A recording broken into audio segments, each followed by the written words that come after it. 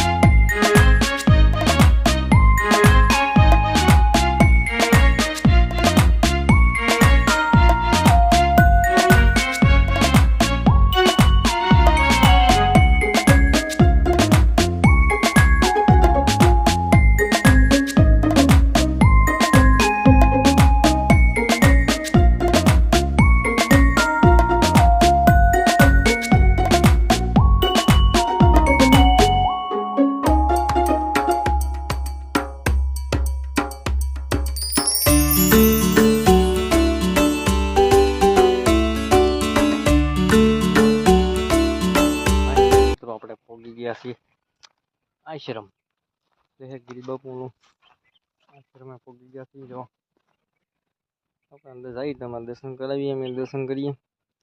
Video અંત સુધી બને રહેજો, મજા આવવાની સાથે। જય માતાજી બધા મિત્રો।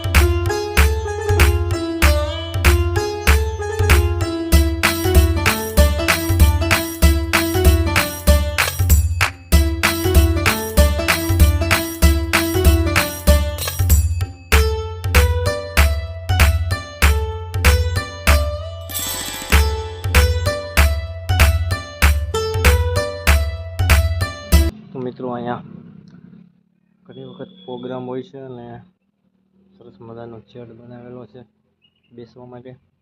જોઈ શકો છો તમે, ઘણો છે બાપુનો આશ્રમ, અને વિહારગીરી બાપુનો ફોટો છે, જો ગૌ માતા અને હવે જઈ ગૌશાળા જોવા માટે. તો વિડીયોનો અંત સુધી બને રહેજો. અને હજી આપણે જવાનું છે ભોળાનાથના દર્શન કરવા માટે ધાર માટે. તો વિડીયોનો અંત સુધી બની રહેજો. વિડીયો ગમે તો લાઈક શેર સબસ્ક્રાઈબ કરી દેજો. સપોર્ટ કરતા રહીજો. જય માતાજી બધા મિત્રોને. સરસ મજાનો લાકડાનો વાહડાનો છે, વાહડાનો. તો જય માતાજી બધા.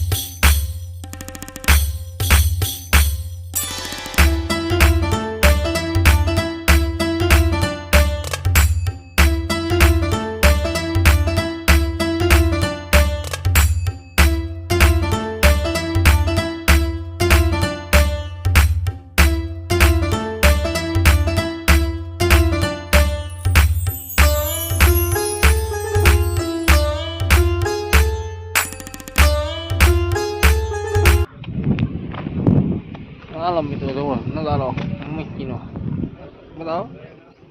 કોટિયા ધામ લીલું લીલું ધામ છે. કોઈ તો લાગે નહીં મોડા એમ ચોમાસમાં આવ્યો ને તો લીલું ધામ દેખો બધા બધું. સૂર્ય ભગવાન હાલા પડે તો બધા ભોળાનાથનું દર્શન કરવા. તમને દર્શન કરાવી, અમે દર્શન કરી. વિડીયો અંત સુધી બનાવી દો. લહેરગીરી બાપુ આશ્રમમાં છે નહીં ને એને દર્શન કરાવે તમને. તો થઈ ભોળાનાથના દર્શન. થેન્ક યુ માતાજી.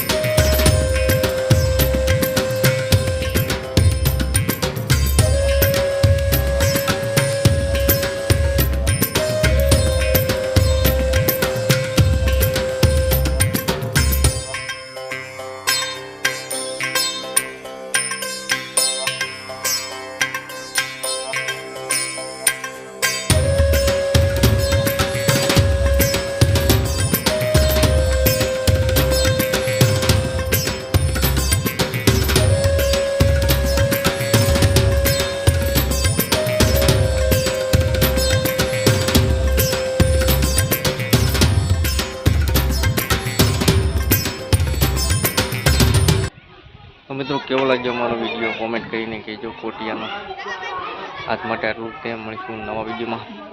તો જય માતાજી બધા મિત્રોને મળીશું નવા. જય માતાજી. આ કોટિયાનો નજારો બધી બધું હવે જઈ ઘરે. જય માતાજી.